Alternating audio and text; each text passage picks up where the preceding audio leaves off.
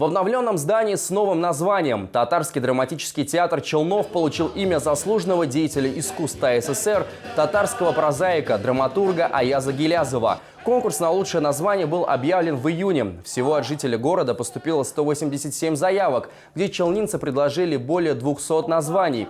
Победителям, а их 4, которые предложили вариант Аяз Гилязов, получат призы от руководства театра.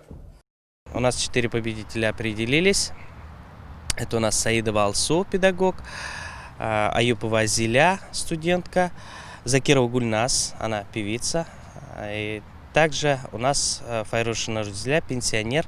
Вот эти 4 человека, конечно, от нас будут награждены, как мы уже говорили, абонементами на посещение нового театрального сезона, на премьерные спектакли. Мы, конечно, будем их награждать в начале театрального сезона. Планируется, что новое здание Татарского драматического театра распахнет двери в ближайшее время. В новом театральном сезоне зрители ожидают 5 постановок.